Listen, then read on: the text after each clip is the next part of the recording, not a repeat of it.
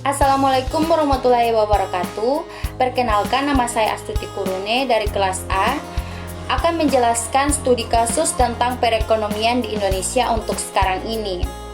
Studi kasus yang saya ambil yaitu tentang dampak COVID-19 dan peluang investasi di pasar modal.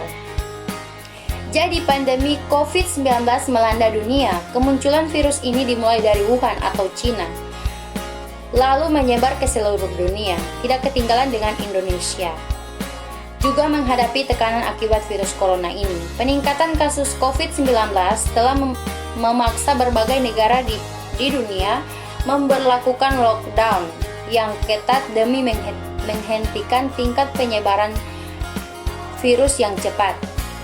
Indonesia juga dipaksa menerapkan perbatasan sosial berskala besar atau PSBB yang merupakan lockdown dalam bentuk lebih longgar.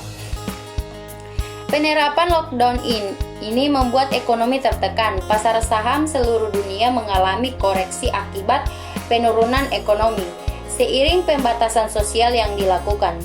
Di tengah krisis kesehatan yang merubah menjadi krisis ekonomi, ternyata jumlah investor dalam negeri terus bergerak naik, diikuti transaksi harian yang didominasi pelaku pasar lokal.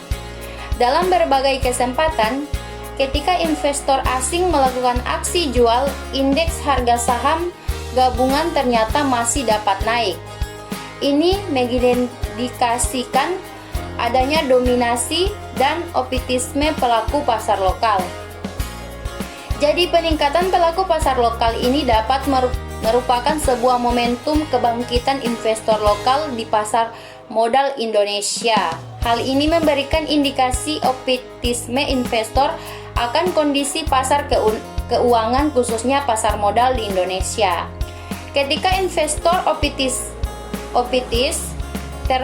terhadap prospek pasar modal ke depan, artinya mereka juga optimis dengan masa depan ekonomi di Indonesia, karena pasar modal khususnya saham adalah membeli masa depan atau harapan di masa depan. Konsep investasi saham adalah membeli saham, yang artinya sama dengan membeli sebuah perusahaan.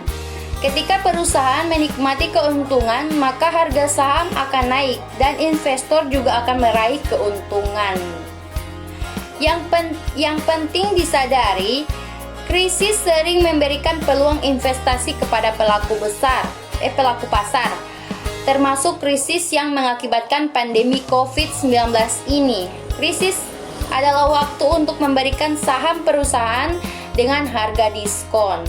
Membeli saham yang prospektif sama seperti seorang yang melihat uang 100.000 diperdagangkan di pasar dengan harga 50.000. Bila orang itu pintar, dia akan segera menukar 50.000 dengan 100.000 yang ada di pasar modal. Sebelum semua orang mengetahui hal tersebut, terutama penjualnya, ternyata banyak orang yang melakukan hal yang berbeda. Ada pedagang di pasar modal yang sama sekali menjual sebuah amplop yang diklaim berisi duit jutaan rupiah. Bila beruntung dengan harga cuma Rp50.000, melihat janji yang menguntungkan tersebut, banyak orang yang cepat bergerak dan membeli amplop tersebut tanpa tahu isinya.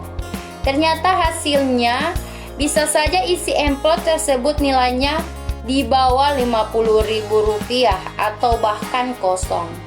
Sialnya lagi, amplop tersebut ternyata berisi surat utang.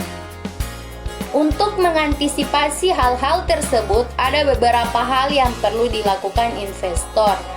Yang pertama yaitu memperhitungkan profitabilitas sebuah perusahaan atau kemampuan perusahaan menghasilkan keuntungan semakin tinggi. Kemampuan perusahaan menghasilkan keuntungan tentu semakin baik. Untuk melakukan ini, ada 3 bagian dari laporan keuangan yang bisa investor cermati, yaitu laba kotor, laba usaha, dan laba bersih. Laba kotor adalah keuntungan perusahaan dari penjualan produk dan jasa perusahaan. Bila perusahaan tersebut bergerak di industri manufaktur atau dagangan, maka laba kotor didapatkan dari selisih harga jual produk dengan harga pokok produk untuk menghasilkan produk tersebut. Semakin besar presentasi margin, maka semakin baik. Ini mengindikasikan perusahaan tidak dalam industri yang bersaing, sehingga mampu menghasilkan keuntungan yang baik. Laba usaha atau operating profit adalah laba perusahaan setelah dikurangi biaya-biaya untuk kegiatan operasi perusahaan dari gaji administrasi, depresiasi, dan lain-lain. Bila perusahaan masih untung di poin ini, artinya secara operasi perusahaan menghasilkan keuntungan. Semakin besar angkanya, artinya perusahaan pun punya prospek yang baik. Terakhir adalah laba bersih, yaitu laba perusahaan setelah dikurangi semua biaya, termasuk biaya bunga, pajak, serta ditambah pendapatan lain-lain. Dikurangi lain-lain. Ini karena pendapatan dan beban yang bukan dari aktivitas utama perusahaan. Keuntungan inilah yang akan didapatkan pemegang saham. Nilai margin ini sebaiknya di atas suku bunga atau obligasi pemerintah ditambah margin sebesar 3% sampai 5%. Jadi itulah pemaparan dari saya mengenai studi kasus tentang perekonomian di Indonesia. Lebih dan kurangnya saya mohon maaf. Wabillahi taufiq wal hidayah. Wassalamualaikum warahmatullahi wabarakatuh.